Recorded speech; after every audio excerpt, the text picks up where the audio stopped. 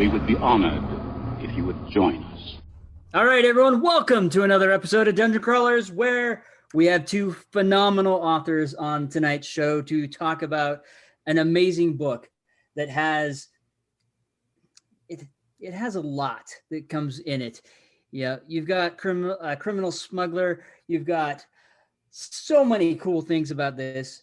But I believe, if I'm not mistaken, this book has roots to a plotting moment with the two of you and Larry's son throwing some stuff out, if I remember right. Is that correct? It was from LTUE, John. Because this was actually the panel was John's idea. Yeah. So, yeah, go for it, John. Yeah. So I pitched to them a panel on how to write an action plot, and Larry and I had done these types of interactive audience panels before. And, it always takes a long time if you're just starting from scratch to get the ideas. It's always fun, but this one was about plotting. And so I thought, well, we've got to come with some of this stuff already developed so that we can start looking at the actual events and how to plot this thing. So Larry and I set a date. I went over to his house.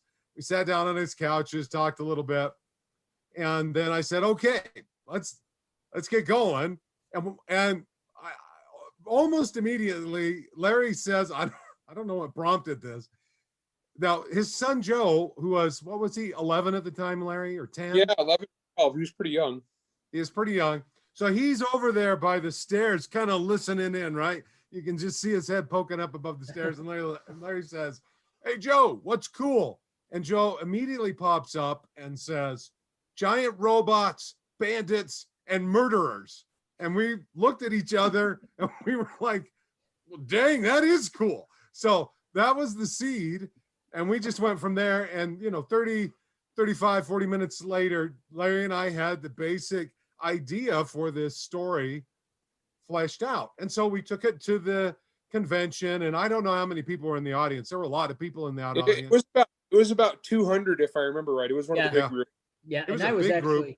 We had a ball with it. It was just absolutely a great time. But then we got done with that.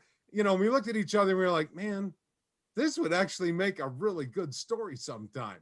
But, Larry, we were both new in writing careers, and there was a lot of stuff to do. And so we said, maybe sometime. And so fast forward a number of years, and then this is where Larry's part kicks in. Well, yeah, I had just had some successful collaborations with other authors, and my career is doing really well. And my publisher came to me and said, "Hey, is there any other collaborations that you want to do?" And the very first thing I thought, well, there's two things I pitched to her that I immediately thought of was when I had done this panel with John Brown, where we went through and came up with this really fun story on the fly. And I was like, okay, there's this one. And then there's this other one I'm doing with Steve Diamond that I'm currently working on right now. And I told this to Tony Weisskopf, and she thought it was a great idea. John was in. John was all in on it. And so we wrote Gunrunner. We didn't really have a working title at the beginning. Gunrunner was kind of just like our short title, as we were calling it something, and the name stuck. But it was a fun project. And so it's the first thing that I've had a full novel that's sci-fi. All my other books are primarily fantasy, urban fantasy, action. This one was definitely sci-fi. And wow, I mean, it came out really good. And we hit a lot of fun stuff with it. Got to cover a lot of ground, but it all came back to those same basic ideas we got from a little kid of what he thought was awesome. And so giant robots and bandits and murderers, and they're all robbing each other and, running big, powerful weapon systems to planets and colonies that aren't supposed to have them. And we had big space battles and monsters and, murder planet. It was great. Big, space station that's basically, Mogadishu of the stars. Yeah, that was a hoot. It was a great project. I really thoroughly enjoyed working with John on this. Yeah, good project. And at the end of the book, luckily, as soon as Joe popped up and gave his ideas, he immediately went to drawing some of these mech robots that that were in his imagination. And luckily, for the presentation, I had Larry send me some screenshots of those, and we got one of them in the back of the hardcover, man. Nice. So it's this little kind of author's note to Joe, and you can see one of the mech suits back there that he had drawn during that. He got a professional illustrator's credit from work he did when he was like 11. Awesome.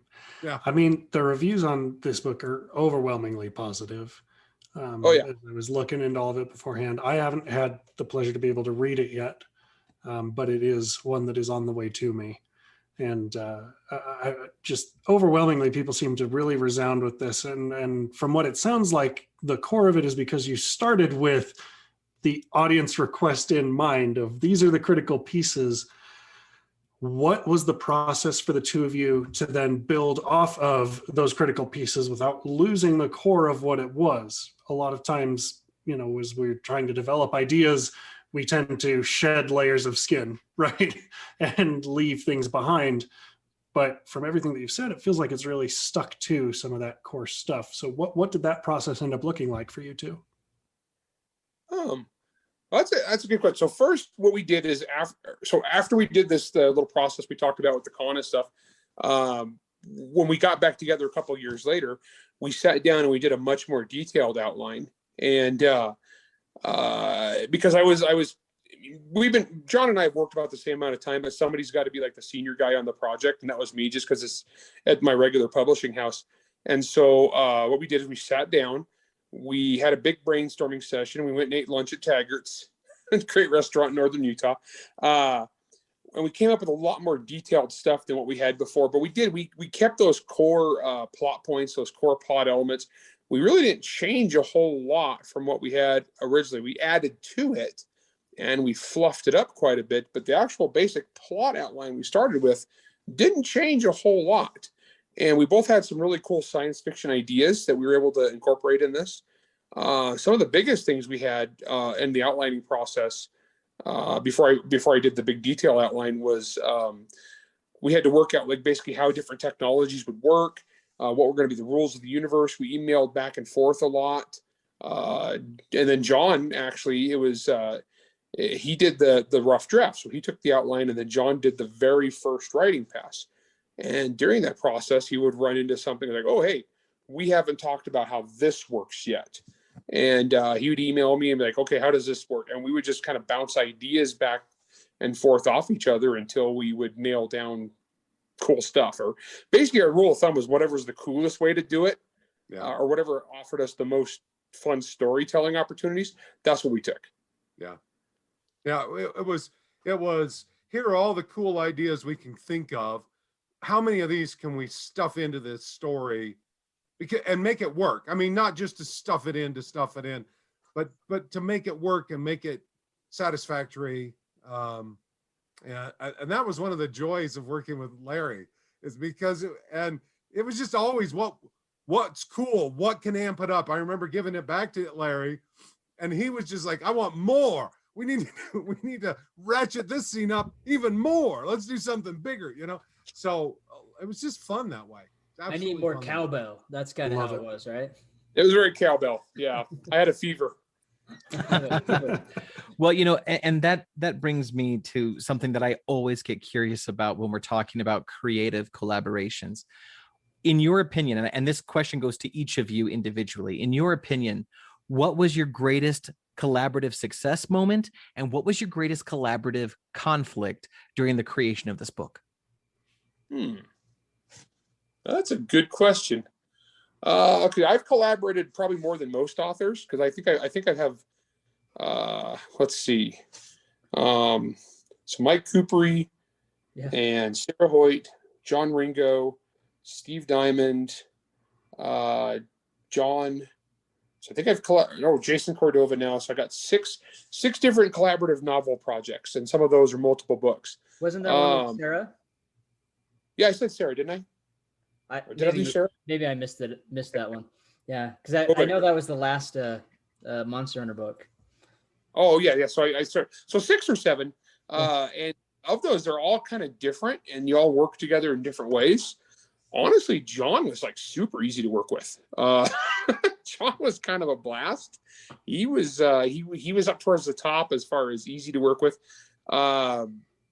I don't think either one of us had a whole ton of ego invested in that, because this wasn't like, a lot of times a collaboration is definitely one author's idea, and then you take that idea and you team up.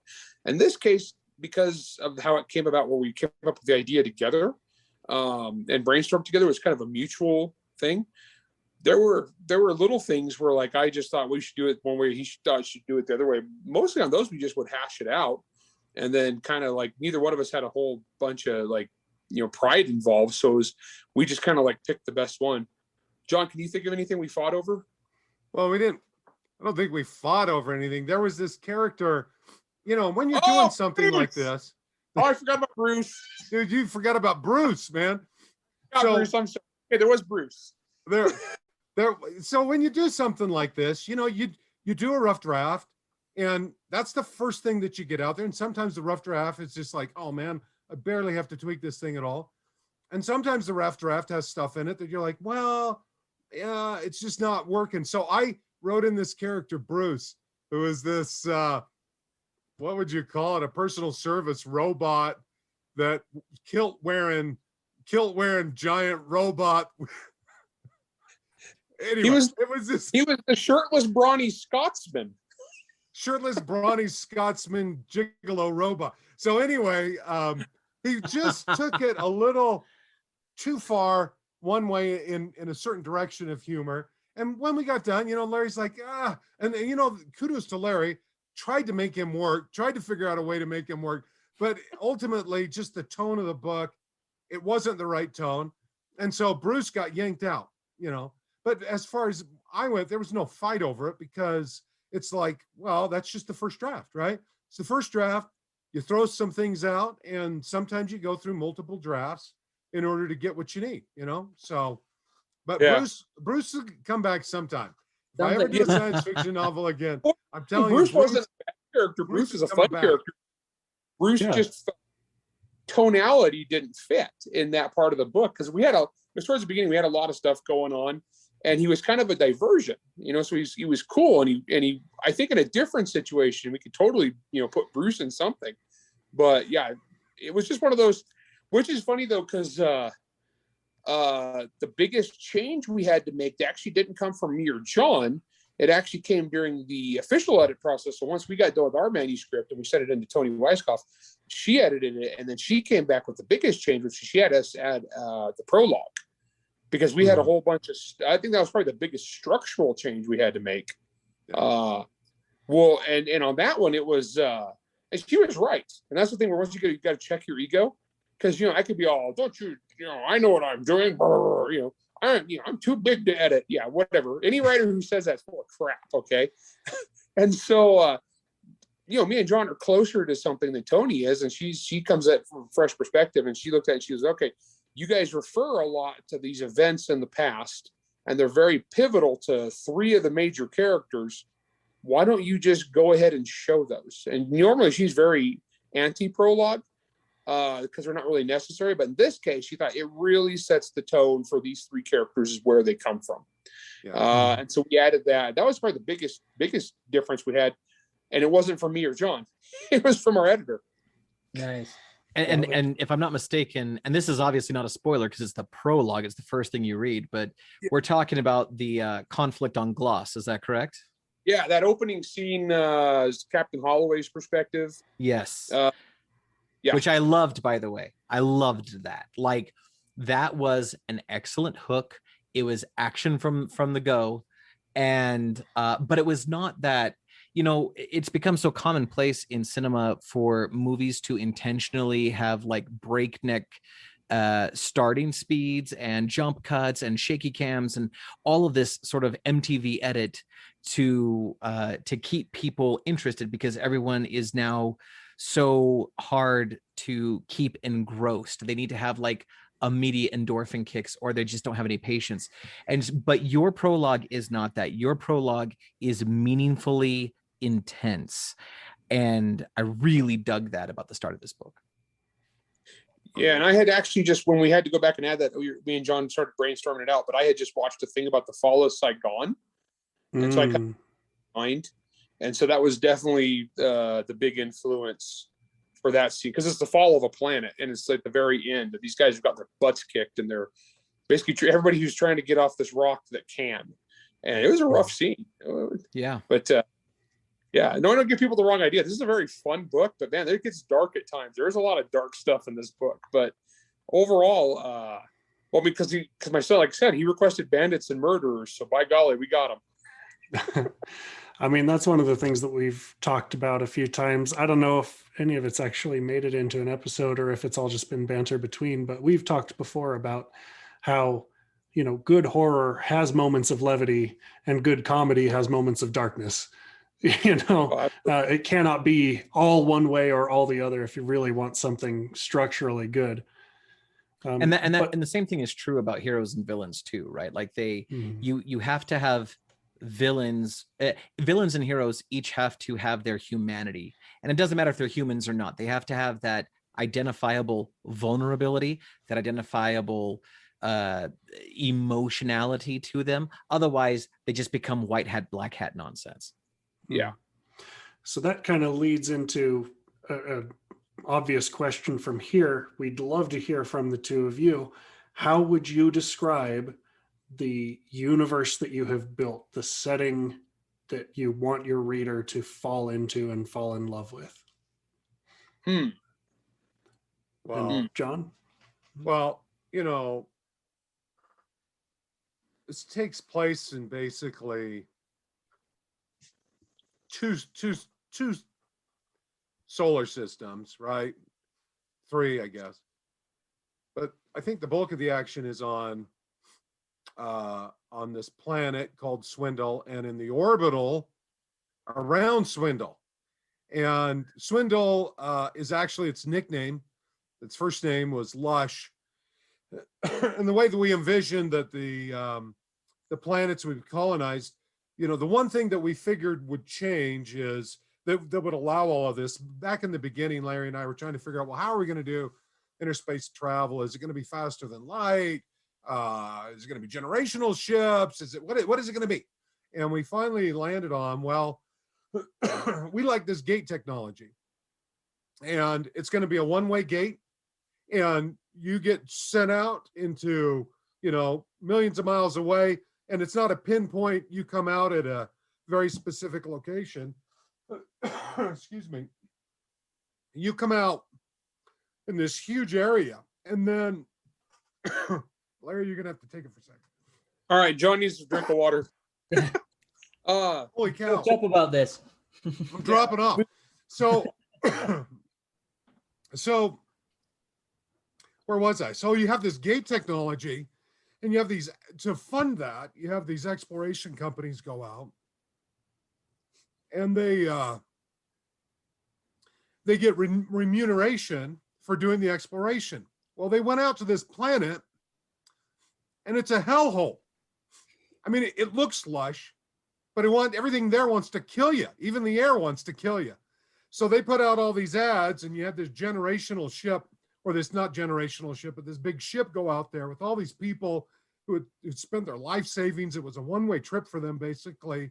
And they get there, and it's like, crap, this planet is uninhabitable. Well, now what happens, right? And part of what Larry had that I thought was cool was this whole concept of a space orbital that had been cobbled together that was kind of like Mogadishu. So Larry, why don't you talk about that? So the colonists went there, and it was a few 100,000 people, and the plan was to settle this beautiful planet, only it turned out to be filled with evil, everything, murderous plant life and plants and animals, and everything wants to kill you. And they can't settle. So they can't actually go to the surface. So they take the colony ship and they put it in orbit, and they basically just start adding on to it. So over generations, this colony ship has grown into this gigantic, supermassive space station that's orbiting this crap sack planet, because they're kind of stuck. Well, what happens though is they discover on the surface of the planet an extremely valuable material. I won't get too much into that, you know, for spoilers, whatnot. But this extremely valuable, and it's organic, so they can't just, you know, bomb the planet and mine it. They have to go down there and harvest it. And so all of a sudden, the space station, which they named Big Town becomes kind of a boom town. It becomes kind of this Wild West area where people stage off of this massive orbital to do expeditions down to the surface of the planet. They gather up the CX, the material, as fast as they can before the native wildlife kills them all, and then they get back to the orbital so they can ship it out of the system. It's super valuable. It's kind of like this crazy gold rush kind of scenario. What happens on Big Town, though, is it's originally controlled by different factions. There's a civil war. Basically, it's more of a gang war, and they just everything falls apart. And this one guy, just by the strength of his personality, comes in and makes himself the warlord, who brings law and order back to Big Town. And when we get there, this guy, the warlord, rules Big Town with an iron fist. And big part of the story involves this guy. He's our main antagonist, and kind of a super fun bad guy. Really, this guy's like a combination of every tin pot third world dictator in history, but he's actually very, very, very smart. He's a sharp dude, and yeah. So when we first meet our characters, they're smuggling goods to this guy, and in his crap sack orbital. Mm-hmm. So yeah, that's the big. Speaking of the world, is just a little diversion. It's like, so this was the sci-fi setting that John and I came up with, but it was cool enough that since then I've actually done two different short stories and different anthologies that are set in the same universe with the same rules, only a completely different group of people, completely different planets, but that way I could still use the same background rules and how all this technology works. So it's actually a really versatile, cool setting, because we have at the time, about 30 planets that mankind has colonized. So it sounds like maybe Bruce needs his own novella.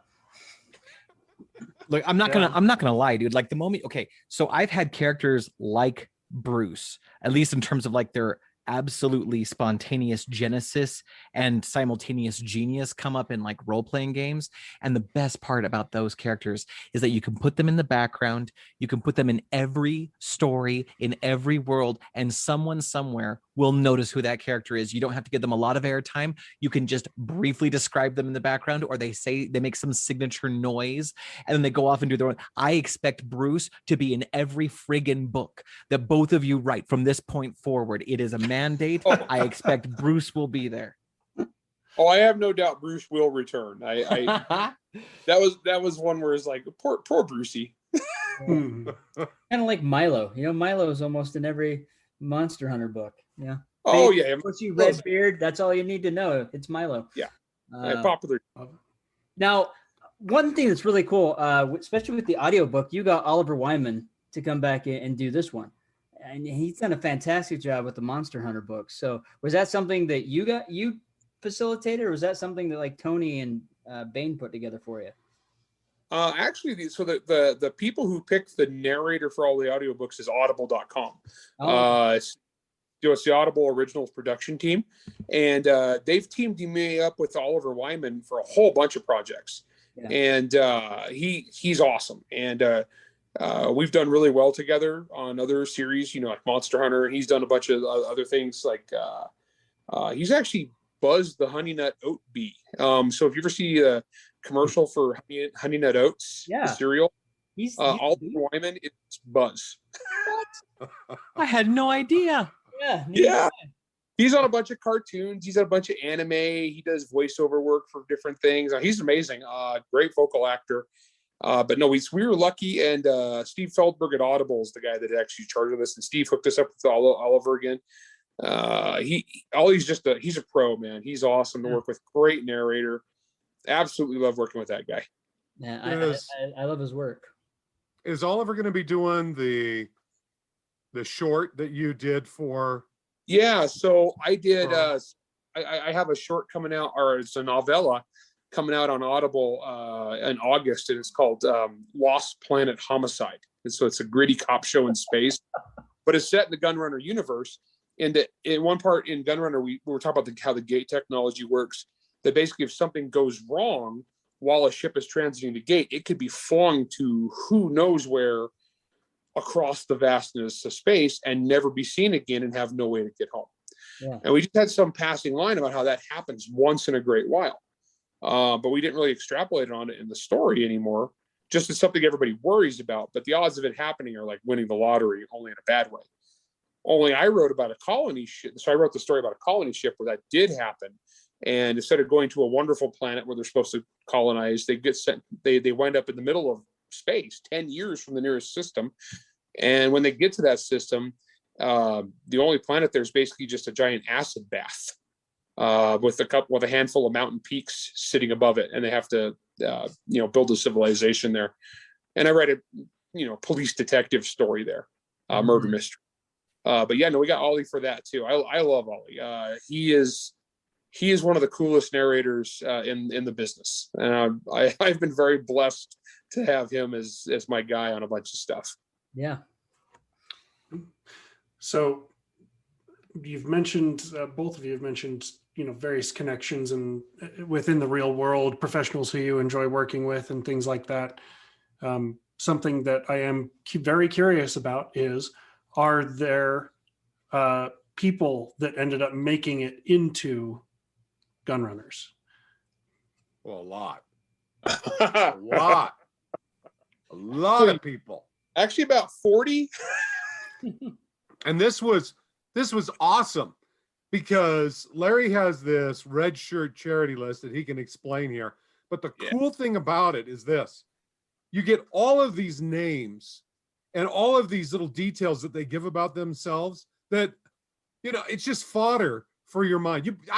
There's no way I would have thought up all these details that people gave us. And so, I mean, there's one dude that is on his charity list named Jeet Prunkard. And he's like this minor villain, dude. He's like this scabby, awful bad guy. I'm sorry, Jeet, if you're listening to this, but man, your name was perfect. He has this big bulldog, this overweight bulldog. And it was like, oh man, he's perfect for that role, right? So there were just so many of those. I mean, talk more about your charity. Your charity. I love doing charity stuff. I like to, I'm lucky enough to be in a position where I've got a lot of really good, awesome, loyal, following and fans.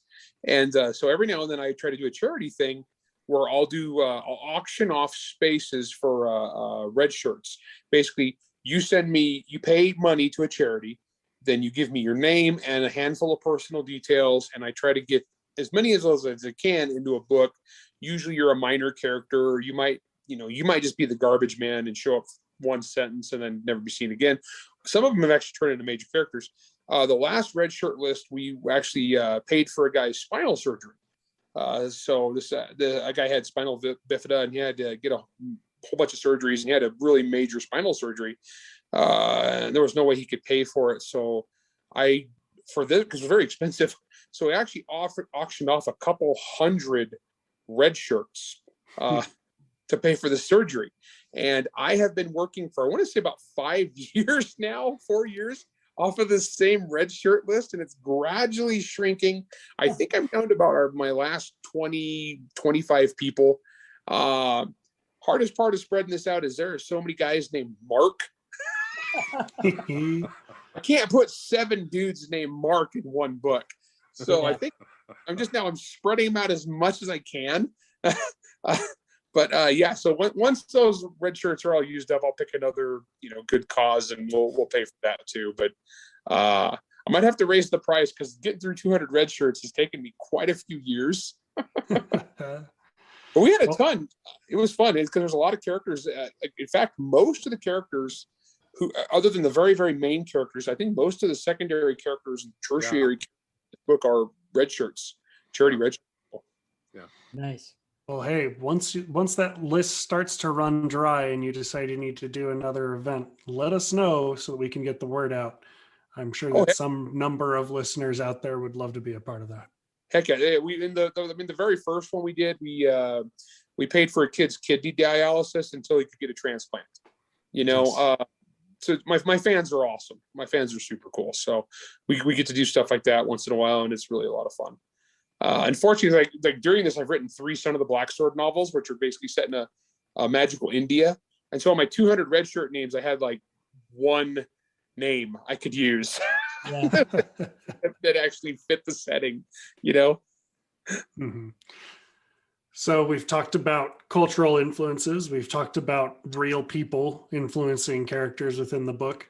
What are some of the technological influences that inspired some of Oh, the setting and some of the things that you brought through? oh, there's some cool stuff on this. Okay, so one fun thing about being an author is that you get to you get invited to a lot of cool stuff. And I got to be a guest at the big I'm trying to remember the actual name of it, the big neuroscience conference and trade show in San Diego. And I was a guest of Dr. Rob Hampson. And we went out there and, all these PhDs doing high-end brain technology. Well, one of our characters in the book, it's a great character. And I think John actually is who thought of her originally. Her name's Jane. Her call sign is Spectre. And she's the ship's, I think it's information warfare officer is what they call her. But basically she's all around hacker, messes with your brain. And so I was actually able to take a whole bunch of stuff from the neuroscience people that's like cutting edge technology right now, and then extrapolate it into a sci-fi setting. Like they have a silent the crew of the ship has a silent communications network where basically what it is they have an implant that shows basically a keyboard, but each key inside their eye, and each key is flashing a slightly different rate. And so if you focus on one of those, your brain will actually match that frequency. An electrode can pick up that frequency, translate that into a letter, and transmit it. This is a real thing that exists right now. They just plug a bunch of electrodes to your head and you watch a screen. And so we were able to integrate that in the book. And it's funny because then when Rob or Dr. Hampson was reading the book, he got to the part where they're communicating with Jane's secret net. And Rob was like, "Oh, I remember. Yeah, I know where you got that from." And we had another scene where they're doing basically emergency battlefield brain surgery, where they go into basically like a VR setting where like you're steering a nanite through the dendrites of a human brain, and it feels like you're climbing trees. That's a real thing too. That's cutting edge stuff right now. I got to do that. That was kind of fun. And so we were able to stick a lot of stuff in there like that. That's kind of, when you're writing sci-fi, that's half the fun, is taking current stuff that's in its fledgling stages and kind of extrapolating out some of the cool stuff you can do from there. One of the things that we wanted to avoid, there was if we put it too far into the future, one of the things that kind of, how do I want to say this? I guess it just bugs me about some of these science fiction shows that you go to, and maybe you can't avoid it, right? But they're so far into the future. They have such incredible technology. I mean, they can do such amazing things, and yet they're doing these things that you're looking at it and you're like, wait a minute. You can basically raise somebody from the dead, but you're doing this, right? You're fighting in B-2 bombers. What are you doing? Right? So one of the things that we did is we said, we're going to limit how far out into the future that we go. So the one big thing that changed was they discovered this gate technology, and we imagined sometime in the next 50 or 60, 70 years or something like that, and developed it in the hopes that we could rein in some of that, because too far out, unless you get into some dystopian thing, I mean, the technology is going to, right now, if you look at how things are growing and the exponential growth of technology, the world is going to be a completely different place by 2040, by 2050, because you have all of these, I mean, not only is the computing accelerating, not only is all of the different areas accelerating, but they're converging into totally new technologies. And so I think for me, to make it a little bit more believable, we wanted to rein that in just a little bit, not go so far out. Star Wars, I love Star Wars, not saying I don't love stars, but not so far out where I would personally, as an author, run into problems, and it would be difficult for me to not just do a bunch of hand waving and make it into a fantasy story again. Yeah, it's the old adage, the old quote about sufficiently advanced technology is indistinguishable from magic. Yeah. So most of the stuff we did, we kept it where it has some basis and stuff that we do now, only maybe tweaked out a little bit. And we did leave it a little vague on exactly how long it has been. And we also left it a little vague too, that we also had some planets were far more technologically advanced than others. Yeah. But like, cause like Jane, her backstory, she's a runaway from one of those worlds where genetic tampering on human beings is just commonplace. And it's just doing business, you know? Mhm. And basically some like Mengele level horrible human experimentation is just a normal thing there. And so we can a little bit. I have a couple of Easter eggs in there about quantum nanomaterial, but that's for something else. It's just some Easter eggs related to some other stuff I write that the occasional sharp readers like, oh, wait a minute, that's just for my own benefit though. Nice. Very Absolutely cool. love it. I like stuff like that. It kind of helps tie everything together. It's like, oh yeah, I remember that, and those little breadcrumbs that are spread out throughout. Yeah, I'm not neither confirm nor deny, but the Son of the Black Sword series might actually be set in the same universe, just like in 2,000 years in the future. Nice. Nice. Well, I don't want to take too much more time off a topic on this, but I do just want to say thank you for being conscious both of the Tomorrowland problem and technological texturing. Those are two terms that I've talked about with other people as they've tried to bring me their sci-fi stories to fix. And it's like just exactly what you're talking about. If you're going to be in a soul timeline, right, meaning, Earth future, you have to be conscious of the fact that the future is constantly shifting. If you're going too linear, too far forward, you're going to end up with weirdness and inconsistencies that date you horribly. Yeah. And on the opposite side, the other problem that you're talking about is if I only advance some technologies but don't think about their implications in regards to everything else, then you end up with these, gigantic mountains and huge craters of disparities in things that should not be that far apart from each other. So Yeah, thank you. How good we are. How it's just like this is a constant challenge of sci-fi writers. Like I said, I'm primarily a fantasy guy because I could just wave my hand and say Wizard did it. But what gets you is no matter how smart you are, how clever you are, there's something you can't foresee. And it's always it's like a running joke among sci-fi writers. It's like, damn scientists making my life so difficult. As they'll talk about something in a book and then 500 years in the future. And then every one of their fans will send them an article about how somebody is working on that right now, And so stuff is crazy and you can't really predict what's going to happen. But you take your best shot and you just kind of go logical from there. And of course, if we watch any sci-fi project we watch now from the 1970s and 1980s, feels hopelessly dated. We just passed the year of Blade Runner. Yep, that's right. I was also thinking of, as Elton was speaking, I was going to snidely throw in, Space 1999. Yes. There's a show that, like, if you want a prime lesson in like ruining future predictions or just like not getting the future right at all, that is the show to look at. It's definitely the Tomorrowland problem and all that stuff. It's hideous, and I love everything about it. It was an awesome series back when it came out, though, wasn't it? It was something special for sure. And then that uniqueness, that beauty of its sci-fi at the time did not, it very at like a dog's rate aged fast, unfortunately. But it was still, it's a great example of how to make a really cool show at the time that does not age well and that does a poor job of predicting the actual future. Yeah, we actually left a lot of stuff really vague as to what had happened on Earth. We had some vague references to different events, but we didn't extrapolate on them too much. That way we could kind of wave our hands a little bit. Oh, well, there's a catastrophic thing that happened. That set us back a little bit in the timeline. But there's a brilliance to that, right? Like this is the Hitchcockian approach of like, don't actually show the horror, let them feel the horror. They don't have to look at it.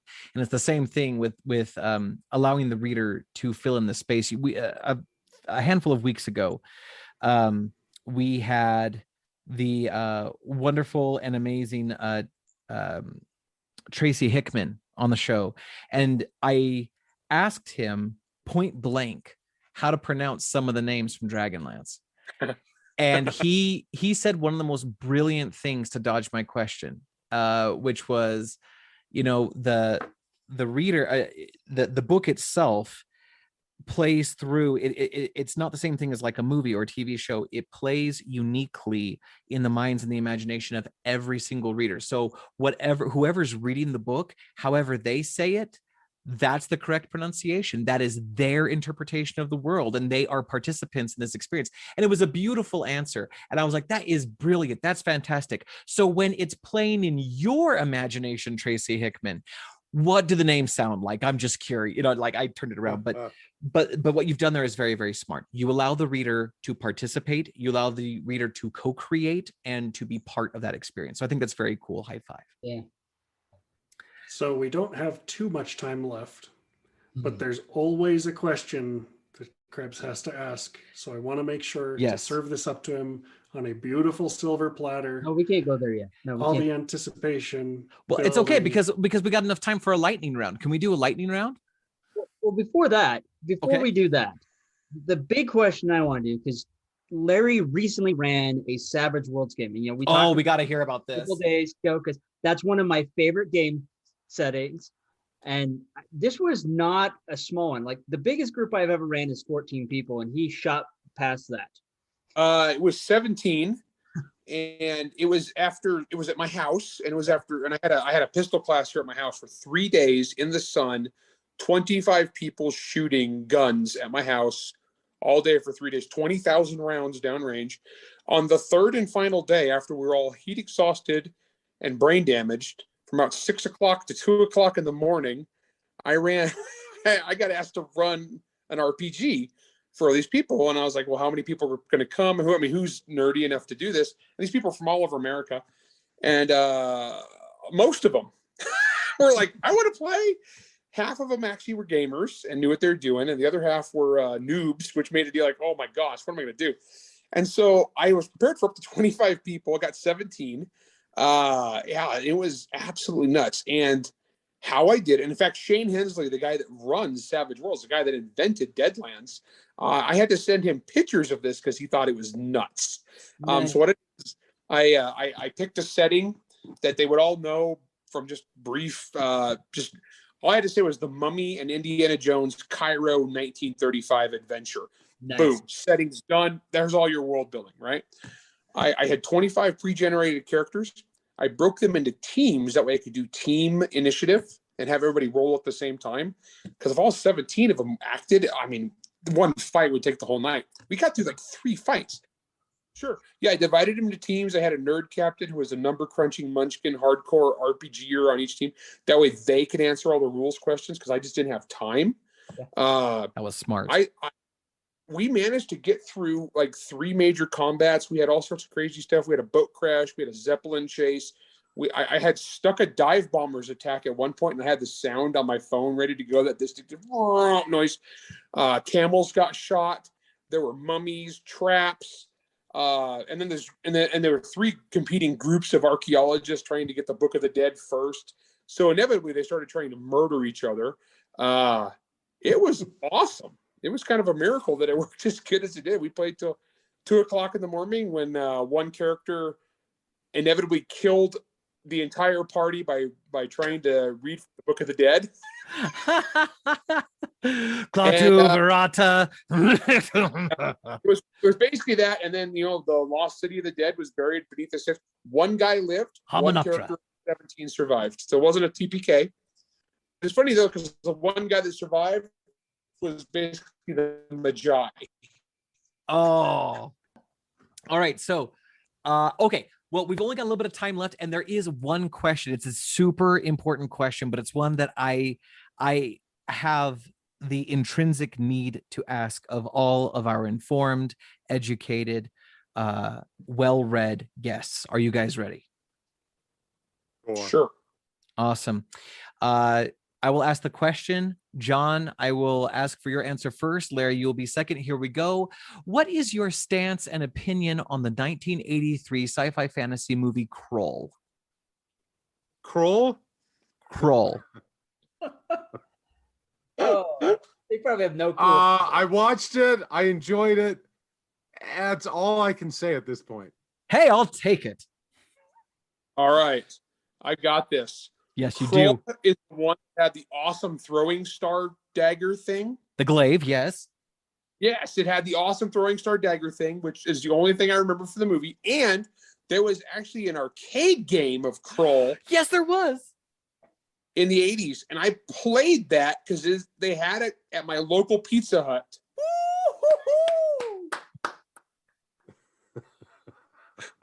I'm That is dying the total- over here. That makes me so happy. That I'm so thrilled by that. Good job, Larry. So then, Larry, did you dig the movie or did you dig the video game? I don't remember much of either. Sweet. Sounds like a rockin' awesome time in the 80s. Actually, so I was like 9. well, you were a little bit older than I was at the time, but I did see the movie in theaters. I did play the Atari game. I've actually still got the Atari game and a working Atari. I love and adore that film. So sometime we might have to go deeper into this, but I just needed to know where you stood on that movie. Thank you, gentlemen, very much. This was an awesome interview. Thank you for your precious time. Yeah, thank you. It was Are great. we doing any more lightning questions, or is that the only question you're throwing? No, out? we're out of time, so I killed the lightning round, but we asked the most important of questions, and that's what Most matters. important one. All right. All right. Fair enough. Well, Thanks, guys. so again, thank you both for coming on the show. This book is fantastic. I'm actually, I remember being in that LTUE panel and having the mother car plotting process taught to me, and I've used it myself. And to see this book come to fruition years later is amazing. And I know how tall Joe is at this point, so I don't think he could hide behind the stairs anymore. 6'6". Jeez, yeah. And not only that, I don't think he could fit in a human skin suit anymore like he could in that Firefly game. But Depends on how many humans we're talking about. that is true. That is true. So, folks, go out, pick this book up. It's a great book. If you pick it up an audiobook, Oliver does a great job, as always, with Larry's books. And, who knows? We might be seeing more in this world. There's been a few hints of some other books, short stories and novellas coming out. And we could probably see more from John and Larry together. And I know Larry has a book coming out soon with Steve Diamond, as well as another Monster Hunter book. So check those out. John, where can they find your books? I know there's several books. There's the Dark God series and Bad Penny, and I'm sure there's some other books. Yeah, they're all out on Amazon. Okay. They're all out on Amazon. Most of them are. Some of the rest of them I've taken wide, but they're all out there. Okay. And then Larry's books, of course, anywhere books can be found. And so with that said, folks, we are out of time, and we'll catch you next time. And dungeon crawlers, whether it's in sci-fi, fantasy, or worlds beyond imagination, tell your story, whatever may come. And whether you play the arcade game in the 80s or you read a brand new book on your shiny white Kindle, be epic and don't suck. Remember, the Force will be with you always.